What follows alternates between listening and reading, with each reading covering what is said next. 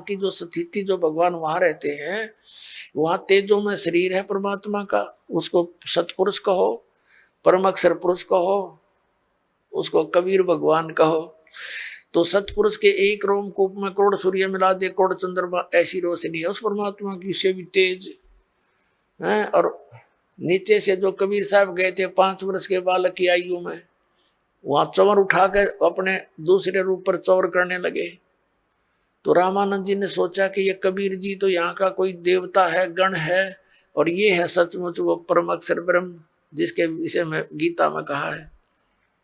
तो उसी समय वो सोच ही रहे थे, वो तेजो में शरीर जो तख्त पर, तख्त माने सिंहासन, तख्त का अर्थ कोई यूं नहीं है लकड़ी का तख्त पर बैठे, यानी अनंत कोट ब्रह्मांड के कंट्रोलर के सिंहासन पर विराजमान है।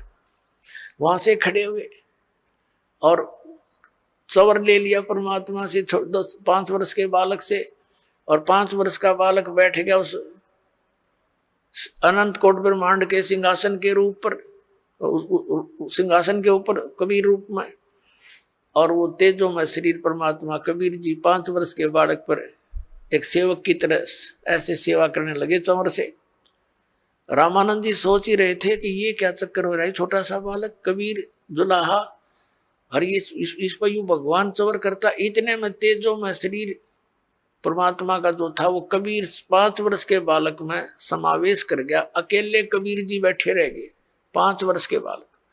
तब रामानंद जी से कहा परमात्मा ने कि Swami ji, I am God और तुम मेरे बच्चे हो, वहां काल के जाल में हो, देख झांक कर उस नरक में जहां तुम रह रहे हो।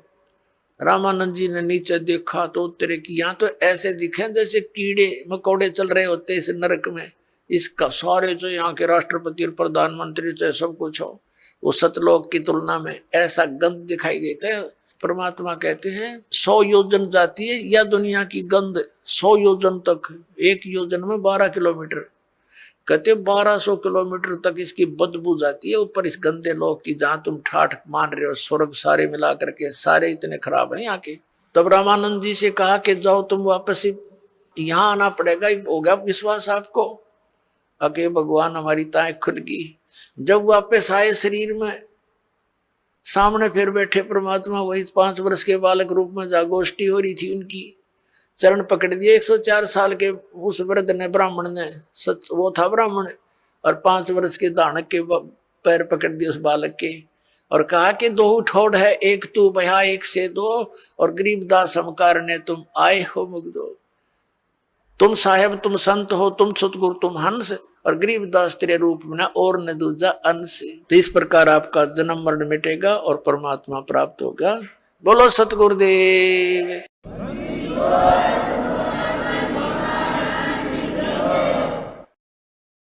परमात्मा पूर्ण ब्रह्म, सारी सृष्टि के रचनहार, कुल मालिक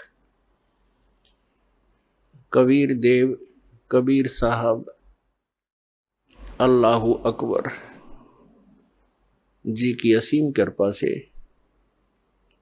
आप पुण्यात्माएं सत्संग सुनने के लिए उपस्थित हुए।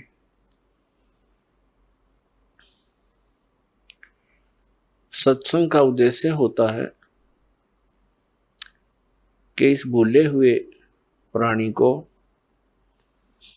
परमात्मा की याद ताजा की जाए। सत्संग के अंदर ज्ञान कराया जाता है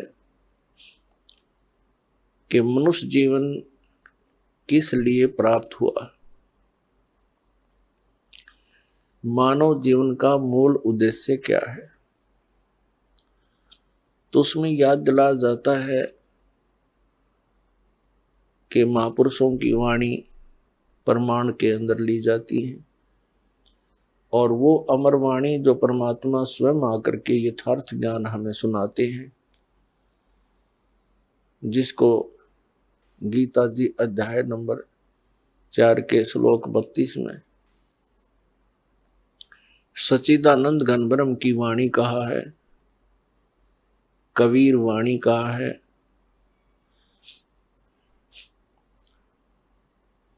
वो अमर वाणी परमात्मा स्वयं सुनाते हैं अपने मुख कमल से। तो इन महापुरुषों की और परमात्मा की उन अमर वाणियों को आधार बनाकर सत्संग सुनाया जाता है, और उसके अंदर, सत्संग के अंदर सभी सदग्रंथ भी आधार बनाए जाते हैं, और उनके आधार से जो ज्ञान सुनाया जाता है वो सत्संग है। इसके अतिरिक्त अन्य कोई वचन सुनाते हैं, प्रवचन सुनाते हैं, सत्संग करते हैं, और वो हमारे पवित्र सदग्रंथों से या उन महापुरुषों की अमर वाणी से या परमेश्वर कबीर जी की अमर वाणी से मेल नहीं खाते हैं, तो वो सत्संग नहीं है, क्योंकि उनके अंदर सत्य नहीं है, सत्य का अभाव है। सबसे पहले सत्संग के अंदर ये जानकारी दी जाती है, मानुष जन्म पायक नहीं रटे हरि नाम, जैसे कुआं जल बिना बनवाया क्या काम। मानुष जन्म दुर्लभ है, मिले न बारंबार, जैसे तरवर से पत्ता टूट गिरे वो बहुर न लगता डर। परमात्मा पूर्ण ब्रह्म सत्य पुरुष कबीर देव जी, कबीर साहब, जो काशी शहर के अंदर एक जुलाहे की भूमिका करके और परमात्मा जो गुण रखता है उसका प्रमाण दे करके अपनी अमृत वाणी को उच्चारण करके यथार्थ ज्ञान देकर वो सह शरीर आए थे, सह शरीर चले गए। वो पूर्ण परमात्मा है, और परमात्मा के ज्ञान को परमात्मा ही बता सकते हैं। जीव तो अटकल लगाते हैं। कुछ श्रद्धालु कहते हैं संत को चाहिए कि वो अपना अनुभव बतावे, किन्हीं सदग्रंथों या पोथियों का सहारा ना ले। ऐसे विचार रखने वाले व्यक्तियों का ये भी मानना होता है कि सभी जितने भी ग्रंथ हैं ये मानव की रचनाएं हैं, उनका अपना अनुभव है। पुण्यात्मा, ये सब अज्ञान आधार से ही प्राणी बोल सकता है, और इस अज्ञान को हटाने के लिए सत्संग की आवश्यकता पड़ती है। जैसे देश का संविधान होता है, वो भी एक पुस्तक है, और वो भी एक मानव ने लिखी है। आपकी बात बड़ी करके चले, और कोई अन्य मानव अपने सत्र का और विधान बनाकर लिख दे और छपवा दे और बांट दे, तो उसकी क्या वैल्यू है, क्या यूज है, क्या लाभ हुआ उसका? वो व्यर्थ है। इसी प्रकार परमात्मा के विधान को लिखने वाला भले ही कोई मानव है, जैसे श्री वेद व्यास जी और श्री धर्मदास जी और श्री गोपाल दास जी, लिखने वाले मानव हैं, लेकिन वो संविधान परमात्मा का है, और उस विधान के अनुसार जिसके वचन नहीं है, उस संविधान यानी परमात्मा के विधान ज्ञान अनुसार किसी अन्य व्यक्ति, ऋषि, महर्षि या किसी संत मंडलेश्वर महंत की वो पुस्तक परमात्मा के विधान से मेल नहीं खाती है, तो व्यर्थ है। दूसरी बात रही कि संत को चाहिए कि वो अपना अनुभव बतावे, पुस्तकों का आधार ना माने। ये भी एक बालक के विचार हो सकते हैं जिसने कभी विद्यालय देखा ही ना हो। जैसे टीचर होते हैं, विद्यालय में पढ़ाते हैं अध्यापक, उनका एक निर्धारित पाठ्यक्रम होता है, सिलेबस कहते हैं उसको। और जो टीचर सिलेबस से बाहर ज्ञान देता है और सिलेबस के अनुसार ज्ञान नहीं देता है, वो भले ही उसको पढ़कर सुनावे या उसको याद करके वैसे सुनावे, वचन वही होने चाहिए जो पाठ्यक्रम की पुस्तकों में विद्यमान है। तो वो टीचर ठीक है, हितैषी है, और जो उन पाठ्यक्रम की पुस्तकों से हटकर अपनी कोई अन्य बकवाद सुनाता है तो वो टीचर ठीक नहीं। अब जैसे परमात्मा की जानकारी परमात्मा ने आकर बता दी और उन्होंने ये भी ज्ञान दे दिया कि तुम ऐसे ऐसे करो जिस कारण से तुम वहां उस स्थान को प्राप्त कर लोगे जहां जाने के बाद फिर लौटकर संसार में कभी नहीं आना पड़ता। उसको पूर्ण मोक्ष कहते हैं।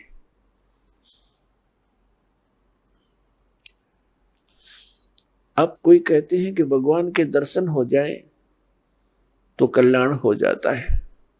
परमात्मा के दर्शन बहुत अच्छी बात है, बड़े पुण्यकर्मी प्राणी को ही हो सकते हैं, लेकिन परमात्मा के दर्शन से कल्याण मोक्ष नहीं होगा। परमात्मा ने आकर के जो ज्ञान दिया है उसके अनुसार भक्ति साधना, नाम की कमाई, यज्ञ हवन, जो भी जानकारी दी है उनके करने से मोक्ष होगा। उदाहरण के लिए जैसे पवित्र हिंदू धर्म के अंदर हम मानते रहे और मानते हैं जब तक ये ज्ञान नहीं होता कि भगवान शिव जी और उनकी धर्मपत्नी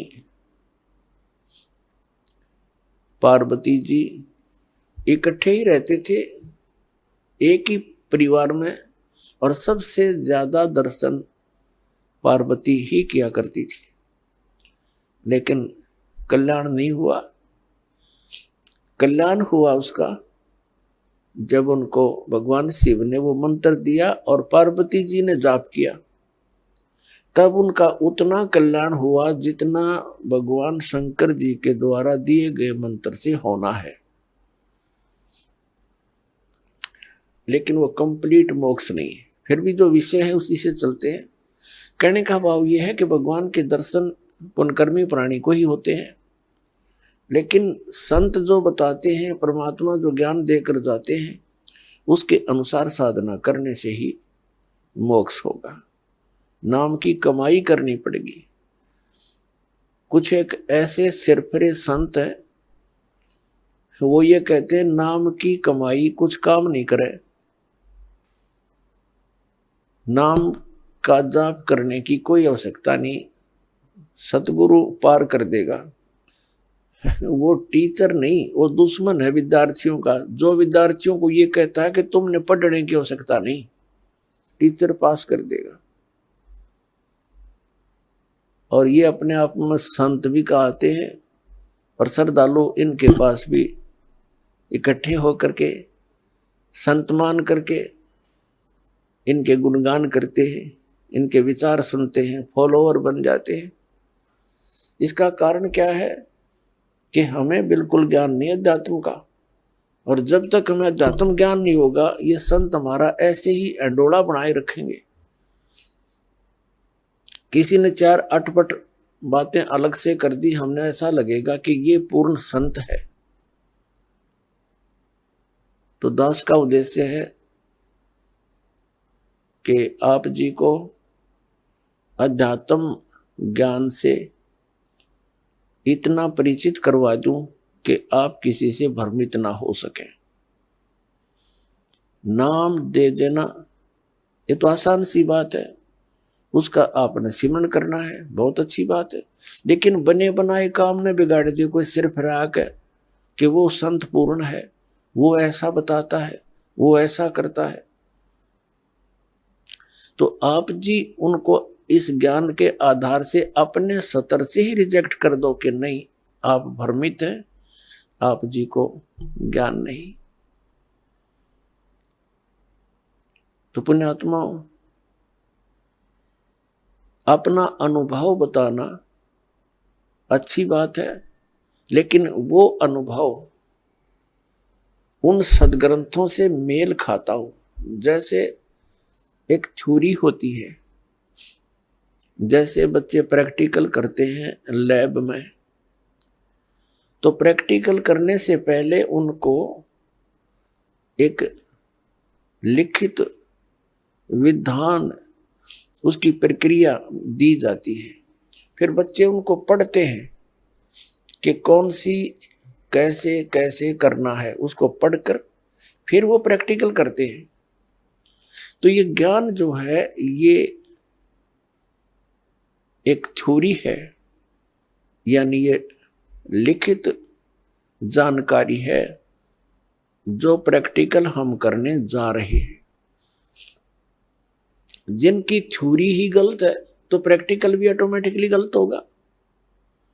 तो हमारे जो सदग्रंथ है ये हमारी थ्योरी है, और परमात्मा के जो साधन उसमें वर्णित है वो करना हमारा प्रैक्टिकल है।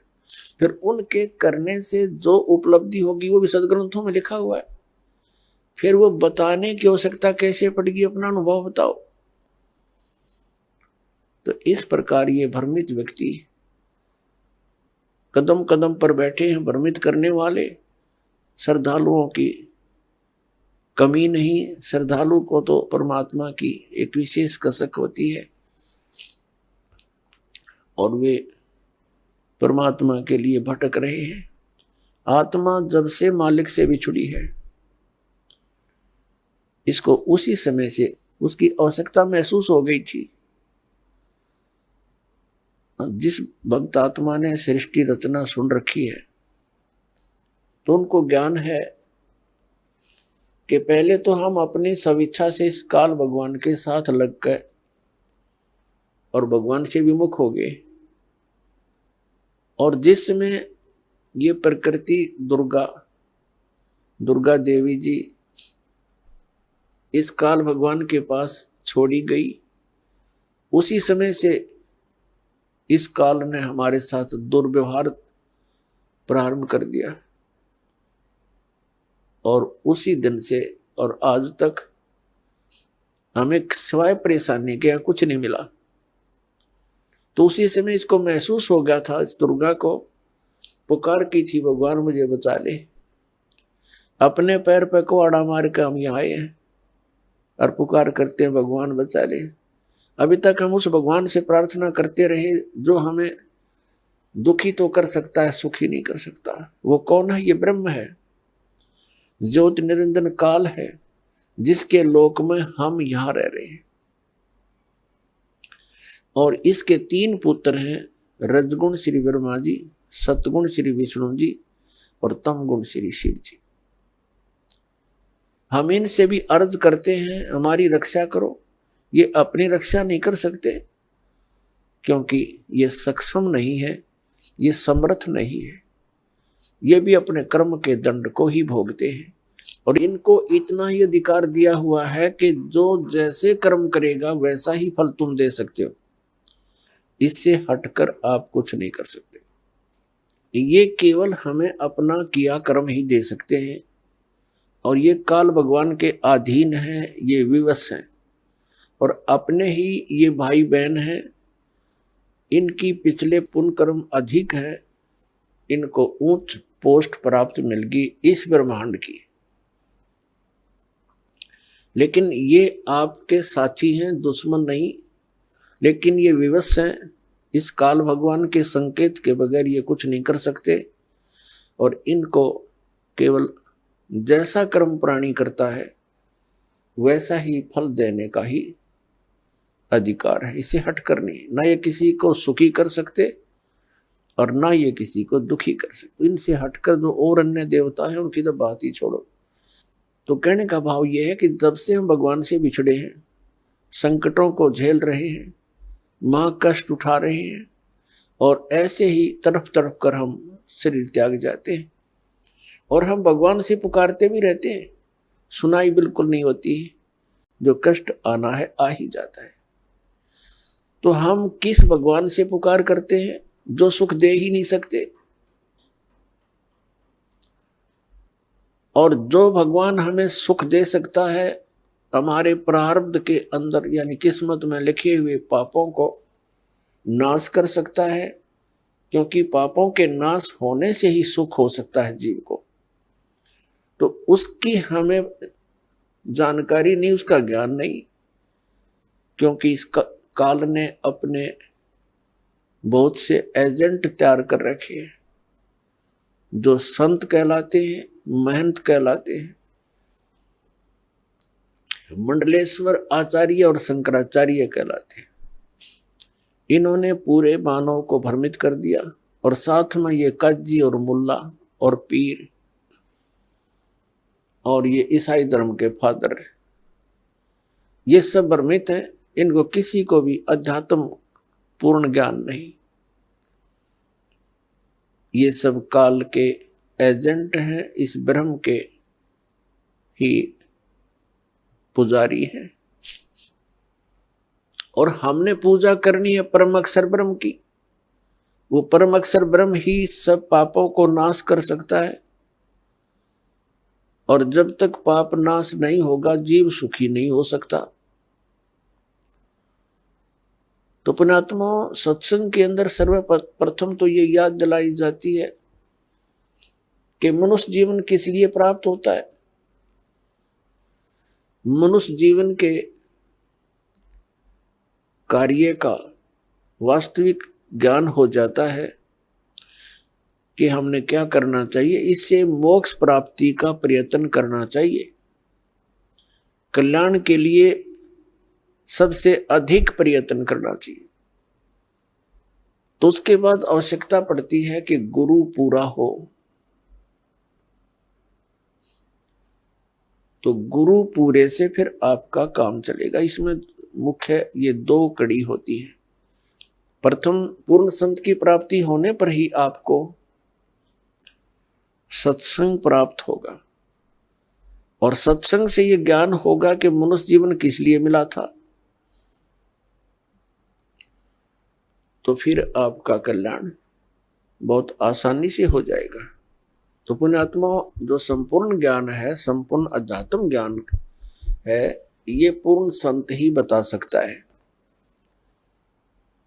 अब जैसे परमात्मा ने कहा है कि मानुष जन्म पाय कर नहीं रटे हरि नाम, जैसे कुआ जल बिना बनवाया क्या काम। परमात्मा ने मनुष्य जीवन की आवश्यकता कितनी बताई है कि जो व्यक्ति, जो प्राणी मनुष्य जीवन प्राप्त करके परमात्मा का नाम जाप नहीं करता, उसकी भक्ति साधना नहीं करता, वो तो ऐसा है जैसा जल रहित कूप होता है, वेल विदाउट वाटर, बिना पानी का कुआं। उसका नाम कूप अवश्य है जिसमें जल नहीं, लेकिन गुण कूप के नहीं। ठीक इसी प्रकार जो व्यक्ति परमात्मा की भक्ति नहीं करते, तो वो ऐसे हैं जैसे जल रहित कूप। उसका नाम मनुष्य अवश्य है, लेकिन गुण मनुष्य के नहीं हो सकते।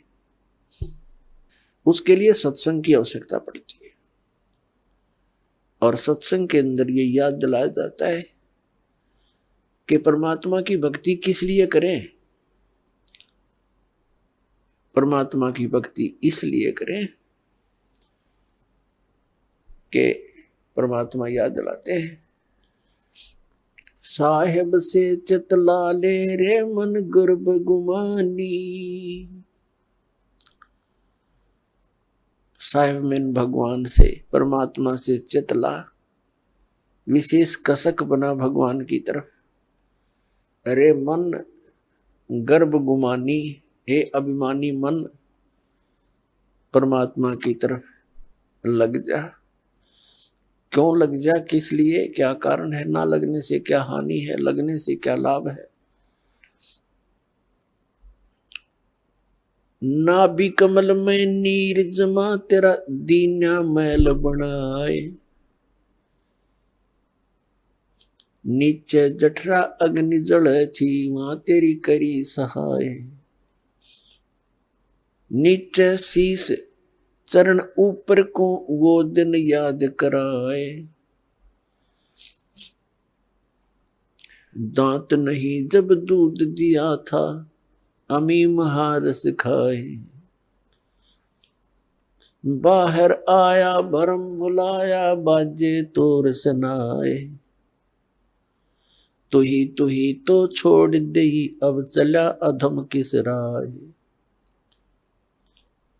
दाई आई घुटी प्याई माता गोद खिलाए,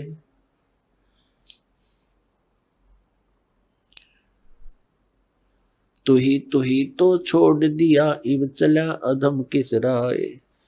अब क्या बताते हैं परमात्मा के जब तू मां के गर्भ में था, एक विशेष संकट को झेल रहा था, नीचे को सिर था ऊपर को पैर तेरे, और जब आपत्ति आती है यह प्राणी परमात्मा को याद अवश्य करता है। मां के गर्भ में इस प्राणी को पूरी चेतना होती है कि मैं किस कारण से इस जेल में फंसा हूं। उस समय वो परमात्मा से अर्ज करता है, हे भगवान एक बार मेरा संकट निवारण कर दे, मुझे बाहर निकाल दो, फिर आजीवन आपकी भक्ति करूंगा, 2 रोटी के लिए धंधा भी करूंगा, मालिक तेरी भूल नहीं करूंगा। उस समय उसको अपने पिछले जन्म जन्मांतर की फिल्में देखने को मिलती हैं अपने ही अंतःकरण में, क्योंकि हमारे अंतःकरण के अंदर परमात्मा ने एक ऐसा सिस्टम कर रखा है कि जो भी क्रिया काम कर्म हम करते हैं और जो भी अच्छी मंदी सोच हम अपने हृदय में बनाते हैं वो सब रिकॉर्ड हो जाती है। जब तक जीव मोक्ष प्राप्त नहीं करता तब तक उसके अंतःकरण में उसके सर्व कर्म अंदर फीड रहते हैं, और जब ये प्राणी संसार छोड़कर जाता है धर्मराज के पास जाते ही उसकी वो किए हुए कर्मों की फिल्म ऑन हो जाती है। वहां इसको ये बताने की आवश्यकता नहीं पड़ती, तो नहीं ये गलत करा रही हो नाट जा, वहां नाटने की गुंजाइश नहीं रहती कि मैंने ऐसा नहीं किया। तो उस फिल्म को देखता हुआ वो प्राणी अपने पिछले मनुष्य जीवन व्यर्थ किए हुए इसको बहुत याद आते हैं और बहुत रोता है, मैं कितना जालिम था, मुझे संतों ने चेताया भी, भक्ति करने लगा भी, छोड़ दिया, फिर उन्हीं मस्तियों में लगा रहा, परमात्मा की भक्ति ना करने से आज तक मैं भटक रहा हूं। तो उस समय परमात्मा याद दिलाते हैं कि जब तू मां के पेट में था, जब तो तू करा था हे भगवान तू ही है सब कुछ, और आप एक बार मुझे इस मां की कैद से, पेट की कैद से बाहर निकाल दे, आपको कभी नहीं बोलूंगा। तो यहां परमात्मा कहते हैं बाहर आया और भरम बुलाया, अब चला अधम किसरा, ए नालायक, अब कौन सा रास्ता अपना लिया तूने। क्या बताते हैं कि 12 वर्ष खेलते बीते लीना ब्याह करवा, पहले बचपन में ब्याह हो जाते थे, उस समय की वाणी है ये। 12 वर्ष खेलते बीते लीना ब्याह करवा, और तरुणी नारी से बना गरबारी, अब चला मूल गवा। परमात्मा ये नहीं कहते कि ब्याह ना करवाओ, कहने का भाव यू है कि इससे काम ना लगे रहो, इस मनुष्य जीवन के एक मुख्य कार्यों को और इसमें साथ जोड़ लो। और उसके बिना तो ये सारा काम व्यर्थ है। और उसके साथ हो जाने से सारी सफलता। जब व्यक्ति महादुखी हो जाता है, अपने सतर के सब प्रयत्न ये कर लेता है, चाहे राजा भी क्यों न हो, तो उसको भगवान की आवश्यकता महसूस होती है। राजा लोग भी परमात्मा के लिए साधु संतों के पास जाते हैं, आशीर्वाद प्राप्त करते हैं। तो परमात्मा हमें याद दिलाने आते हैं कि तुम भिखारी क्यों बनो, वो साधु क्या करते हैं, वो भी तो भगवान की भक्ति करते हैं, तुम भी करो। तुम स्वयं धनी बनो उस भक्ति का, याचक क्यों बनो तुम। तो वह हमारे समझ में नहीं आई, क्योंकि हम इस गाइड गणे कर रखे हैं। हमने सोच ये रखा है कि भक्ति तो वो लोग करते हैं जो गुफाओं में बैठे, भक्ति तो वही कर सकते हैं जो बिल्कुल घर से घर त्याग कर जंगल में जा बैठे हुए फरी हैं। वह फरी नहीं है, वो तो आपसे भी दुखी है। तो परमात्मा हमें याद दिलाते हैं कि तरुणी नारी से गरबारी और चाल्या मूल गवा। मूल का अर्थ है जो अपने मनुष्य जीवन के श्वास रूपी पूंजी, जो मूल धन तुझे प्राप्त हुआ था। ये मनुष्य जीवन के जितने श्वास हैं ये आपका धन है, ये मूल धन है। और इस मूल धन से हमने आगे व्यापार करना था, सौदा करना था, और इसको दुगना तिगना चौगुना करना था। परमात्मा कहते हैं कि 3 लोक और भवन चतुर्दश सब जग सौदे आही, और दुगने तिगने और किए चौगने और किन हो मूल गवाही। 3 लोक और भवन चतुर्दश ये सभी अपने सौदे के लिए आए हुए। जैसे कोई व्यक्ति विदेश चला गया या दूसरे शहर में चला गया, 2, 4, 10 लाख रुपए लेकर व्यापार करने की वजह से कि उनके 10 के 20 बनाऊं, अपने नेक नीति से कमाऊं, और वो उन पैसों से ही जाकर के होटल में मौज मस्ती कर रहा है, व्यापार कर नहीं रहा, बिजनेस कर नहीं रहा, तो उस मूल धन को खर्च रहा है, उसको बर्बाद कर रहा है, और एक दिन कंगाल होकर स्वदेश लौट आएगा और किसी के मजदूर लगेगा। और दूसरा व्यक्ति उन 10 लाख रुपयों से सौदा खरीदता है, बेचता है, दुगने तिगने कर रहा है, तो उसने उसका यथार्थ लाभ प्राप्त कर लिया। ठीक इसी प्रकार जो मनुष्य जीवन प्राप्त प्राणी इस पूंजी को खर्च रहे हैं, कोई मंत्री बन गया, कोई प्रधानमंत्री बन गया, कोई जज बन गया, कोई IAS IPS बन गया, कोई फैक्ट्री का मालिक बन गया, ये पिछला धन है आपका। कोई मनुष्य जीवन ही आपको मिला है तो बहुत पुण्यकर्मी प्राणी है, आप धनी है भगवान के धन से। जिसको मनुष्य जीवन प्राप्त है वो मूल धन पूरा लिए हुए है। बाकी उच्च पोस्ट प्राप्त हो जाना, राजा बन जाना, ये उस भक्ति धन का एक एक्स्ट्रा आइटम है। ये केवल दान पुण्य का ही फल है इनका। और मूल पूंजी वो भक्ति वाली, वो सबकी मनुष्य जीवन प्राप्त प्राणियों की एक जैसी है, जिनको मनुष्य जीवन मिल गया। चाहे वो रिक्शा चलाता है, चाहे मजदूर है, चाहे सेठ है, और चाहे मंत्री या प्रधानमंत्री है, कोई भी है। भक्ति धन आपका जो है नाम की कमाई वाला धन तो सबका समान है। और रहे पुण्यों का, उन पुण्यों से ये उच्च पोस्ट मिल जाती है।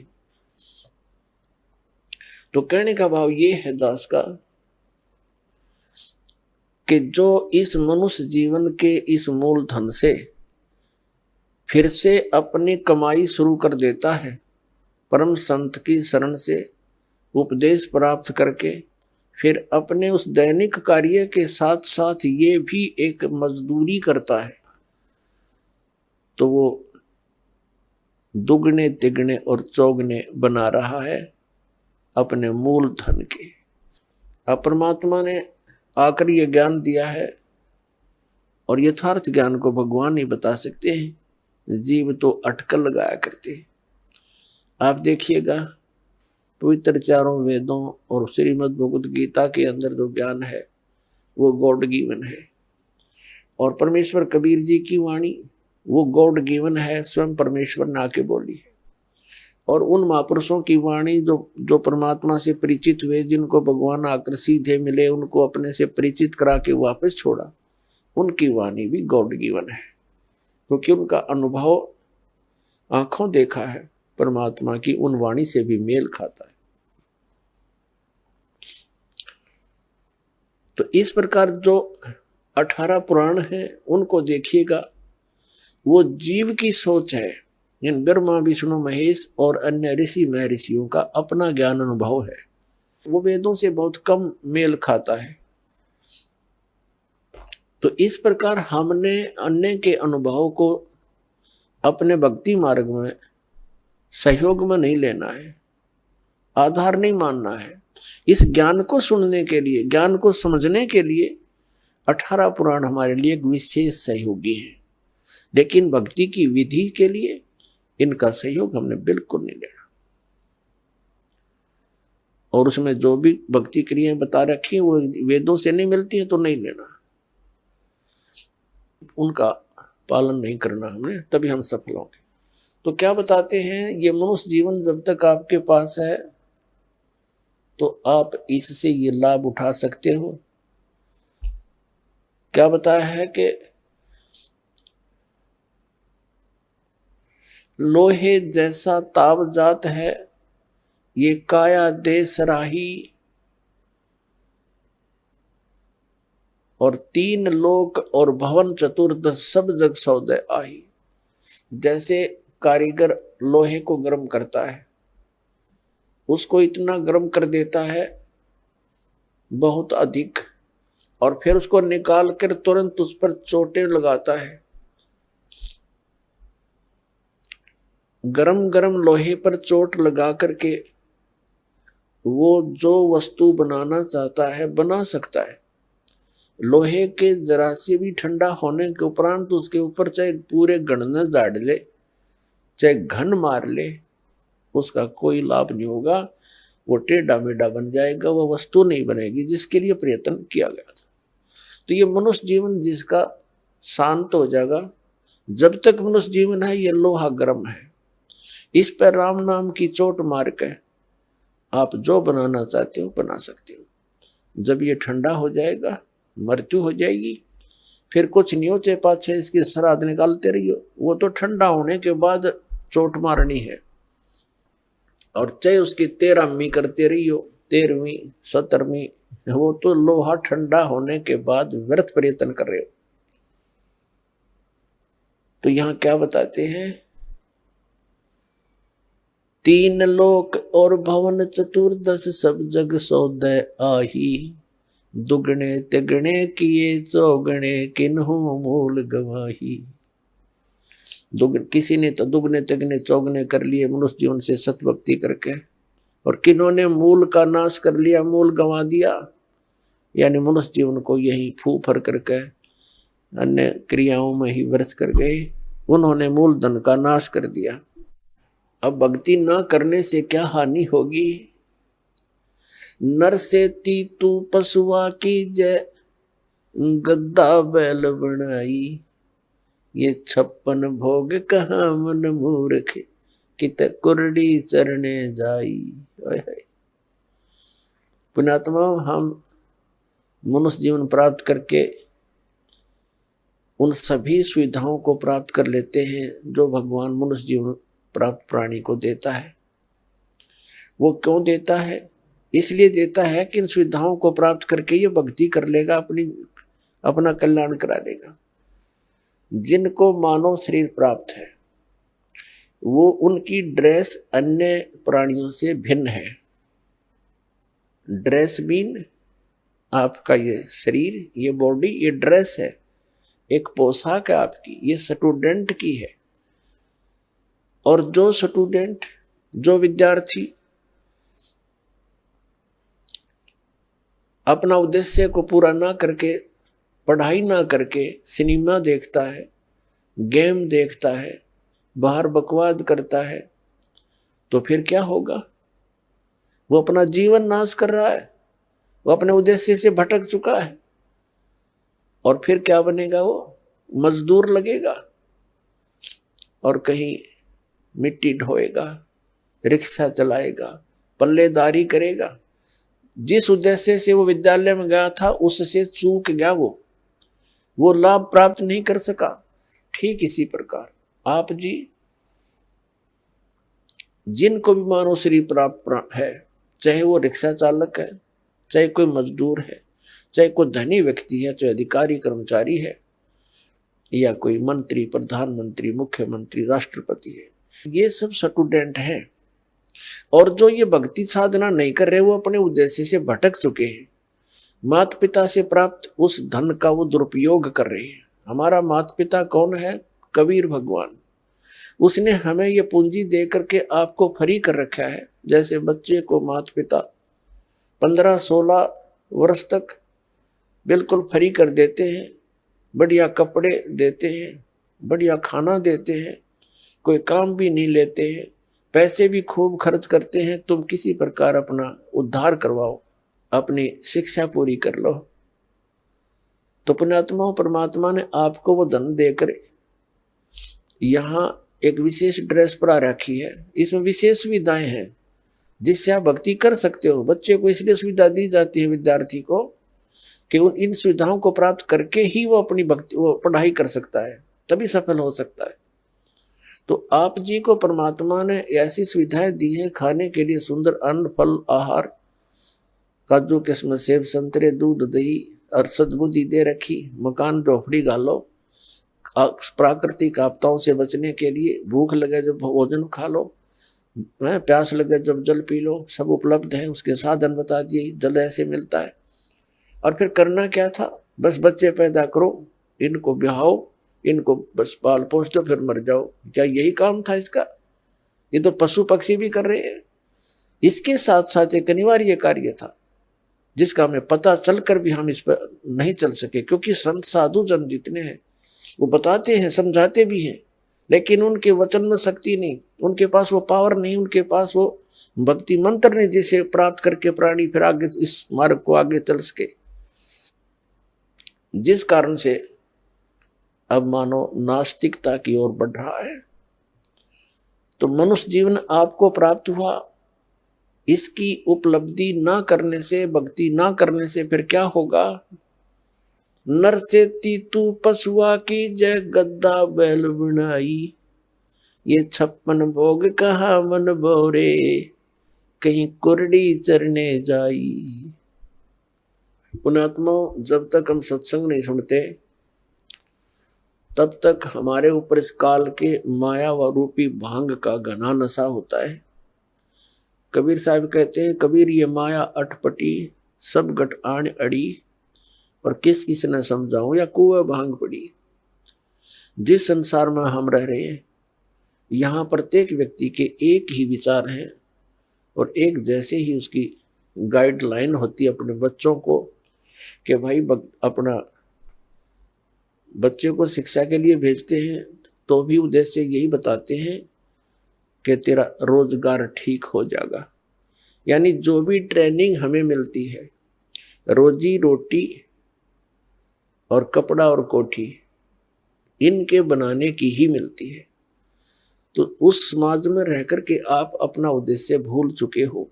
सत्संग में आने से कुछ समय आपको भगवान देता है, निश्चिंत होकर सत्संग सुनते हो और बहन भाइयों से मिलते हो, उनसे भी आपको फिर धीरे धीरे ये ज्ञान सुनने को मिलता है, तो आपकी रुचि बन जाती है। तो परमात्मा क्या बताते हैं कि आप मनुष्य जीवन प्राप्त हो, आपको कितनी सुविधा प्राप्त है। जब भूख लगती है खाना खा लेते हो, प्यास लगती है पानी पी लेते हो, गर्मी सर्दी से बचने के लिए मकान बना लिए, ये वैसे मकानों की आवश्यकता हमने इतनी चाहिए थी कि आवश्यकता से अधिक ना बनाए इनको। ये हमारा भक्ति बाधक है। जो भक्ति करना चाहते हैं, मोक्ष कराना चाहते हैं, तो उनको इन सब नियमों को फॉलो करना पड़ेगा जो बताए जाते हैं, क्योंकि वो भक्ति में बाधक है। और जो भक्ति बाधक है आप उनको भी साथ लेकर चल रहे हो, तो आप ऐसा कर रहे हो जैसे किसी पशु के गल में लठ बांध दिया करते था मोटा, रस्से में गाल के। अब वो चल नहीं सकता उस स्पीड से जैसे उन्हें चलना चाहिए, चला गट्टियां पर लग गए। तो आप जी इन मर्यादाओं को पालन ना करके और भक्ति रूपी मार्ग पर चलने की चेष्टा करोगे, आप नहीं सफल हो सकते।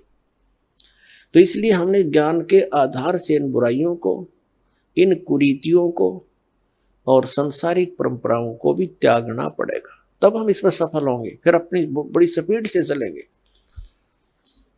जैसे मकान बना लिया, ठीक है, आजकल परमात्मा ने दया कर रखी है, बढ़िया सुविधा आपको प्राप्त है, मकान बना लो, जैसा आवश्यक हो उतना ही, केवल उसी के लिए कि बढ़िया कोठी बनाऊं, लोगों का प्रशंसक बन जाऊं। ये हमारी अपनी सोच होती है, अध्यात्म मार्ग नहीं है। तो मकान बनाओ जितना आवश्यक हो और जितनी आपकी जेब अलाउड करती हो, आवश्यकता से अधिक खर्च मत करो। हमारे पूर्वज आपने देखे होंगे, हमने तो खूब याद है, झोंपड़ियों में टाइम पास करके कई कई पीढ़ी, उनका तो इतना काम है, एक चारपाई डालनी है आपने, चाहे 10 कमरों का मकान है आपका, एक कमरे में एक कोने में 3.5 बाई 3 बाई 7 फुट की जगह चाहिए आपने। घुड़ने तो घुड़िया तो मोकली है। कबीर साहब तक कहते हैं घर तो 3.5 हाथ और गढ़ा तो 4.25। कहे कबीर अधिका कहे उसको नहीं विचार। ये मनुष्य की जो शरीर है 3.5 हाथ का होता है। परमात्मा कहते हैं आपने घर 3.5 हाथ की आवश्यकता है, घना बनाओ तो 4.25। अरे से फालतू बनावा है तो मूर्खता है तेरी। फिर भी परमात्मा का कहने का तात्पर्य है कि आवश्यकता से अधिक कोई भी वस्तु आप संग्रह करते हो, आपकी भक्ति का बाधक बनेगा, क्योंकि समय वेस्ट व्यर्थ जाएगा। कोठी बना ली, 1-2 लाख अपने पास से लगा लिए, 3 लाख कर्जा कर लिया। अब जब तो कर्जा ले लिया, ऋण ले लिया, पता नहीं चला, 1 महीने के बाद मांगने वाला आने लग जाएंगे। चैन गई, रात न नींद आवा नहीं, और भक्ति का भी नाश। को ठीक है काम आई आपके। तो इस प्रकार हमने भक्ति मार्ग में जो बाधाएं हैं उनको त्यागना पड़ेगा। अब क्या बताते हैं, परमात्मा ने हमें कितनी सद्बुद्धि दे रखी है, और ये भक्ति ना करने से इन कोठी बंगले बनाने में और धन बढ़ाने में अपना जीवन व्यर्थ कर जाएंगे, तो फिर क्या होगा। नर से तू पशुआ कीजिए, नर से फिर तू पशु बनेगा। नर से तू पशुआ कीजिए, गद्दा बैल बनाई, अरे ये सुंदर भोजन का मन बोरे कि तो कुर्डी सरने जाई। ओए होए, अपने आत्मा इतना कुछ सुनकर भी हमारे यह बात अंदर जगह बनाती नहीं, क्योंकि हमें ये सब सुविधाएं उपलब्ध है और हर समय है, और ये तो आपके अंतिम सांस तक आपको रहेंगी जब तक मनुष्य जीवन में हो। क्योंकि माता पिता बच्चों को जब तक वो कॉलेज स्कूल नहीं छोड़ता वो सुविधा देता ही रहता है, और जो बच्चा उसका सदुपयोग ना करके आता है तो फिर वो बहुत दुख उठाता है। तो इस प्रकार इस सत्साधना करने से, भक्ति करने से मोक्ष होना था। जहां जाने के बाद फिर लौटकर कभी संसार में नहीं आते, वहां हमें बहुत सुख होना था। जैसे बच्चा विद्यालय में पढ़ता है, कॉलेज में पढ़ता है, महाविद्यालय में, उसको वहां कुछ नहीं मिलना, वहां से उसको विद्या प्राप्त हुई, उस विद्या के आधार से उसको अन्य फील्ड में वहां जाकर के वो सुविधाएं मिलनी है। ठीक इसी प्रकार हमें इस पृथ्वी पर जो हम चाह रहे हैं, हमें यहाँ नहीं लेनी चाहिए इसकी सुविधाएं। ये तो कॉलेज में मौज मार रहे हैं हम, ये सोच लो पृथ्वी की कोई भी वस्तु हम डिमांड कर रहे हैं या इसी में लगे रहे हैं, भक्ति की नहीं, तो हम कॉलेज में मौज मार रहे हैं, वो बहुत हानिकारक होगी। इसका लाभ हमें सतलोक में मिलेगा। सतलोक के बारे में आज तक जो जानकारी हमें प्राप्त हुई है, हमें मीन आप जी को इस दास के वचनों से पहले, तो वो कैसी जानकारी प्राप्त हुई है? सतलोक का एक विशेष कॉन्ट्रैक्ट ले रखा है किसने? राधा स्वामी पंथ वालों ने। और धन धन सतगुरु सच्चा सौदा सिरसा और जगमाल वाली वालों ने।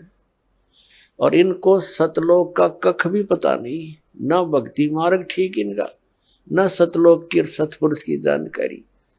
तो बताइए कहाँ ले जाएंगे प्राणी को? और फिर ये कबीर पंथी जितने हैं, ये भी सतपुरुष और सतलोक के गुण गाते हैं और सतनाम की महिमा मुख्य वर्णन करते हैं।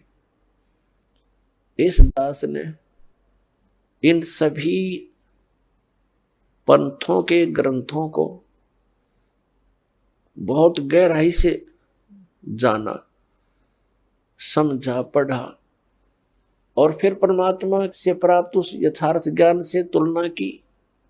इन कबीर पंथियों के पास भक्ति मार्ग की ABCD भी नहीं है, और ना इन राधा स्वामी, जय गुरुदेव और ये सच्चा सौदा सिरसा वाले और जगमाल वाली इनके पास, और ना इन अन्य संतों के पास तो होना कहा, ना इन आचार्य और शंकराचार्यों के पास भक्ति मार्ग। ये तो सतलोक जानते ही नहीं, इनका तो सब्जेक्ट नहीं। ये तो श्री राम, श्री कृष्ण, श्री विष्णु और श्री शंकर भगवान की पूजा तक सीमित किए हुए हैं, आचार्य और शंकराचार्य। और ये सुधांशु जी महाराज और ये आसाराम जी महाराज और ये सतपाल जी महाराज और ये बालयोगेश्वर जी महाराज और ये सारे कृपालु जी महाराज और ये दूसरे जितने ये ब्रह्म ऋषि कुमार, ये इस तरह के सारे ये कख नहीं इनके पास भक्ति मार्ग का। पूरे विश्व को डबोए बैठे, अपना नाश कर रहे। अपने आत्माओं, जिन पुण्यात्माओं को ज्ञान नहीं, तो ये सोचते हैं कि रामपाल पता नहीं अपने आप में के मान रहा है, अपने आप को विद्वान मानता है। इसमें विद्वान और अविद्वान की बात तो है ही नहीं।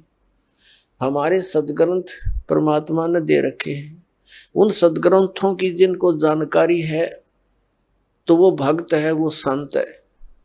और उसकी जानकारी नहीं है, वो ना भक्त है। भक्त तो हो ही नहीं सकता क्योंकि उसको थ्योरी का पता नहीं, प्रैक्टिकल करेगा क्या। तो पुण्यात्मा पूरे विश्व में इस दास के अतिरिक्त ना यू ज्ञान है, ना ये समाधान है। ये वचन प्रथम बार कोई सुनता है तो उसको खटकते हैं, लेकिन समय आने पर ये अच्छे भी लगेंगे, मीठे लगेंगे।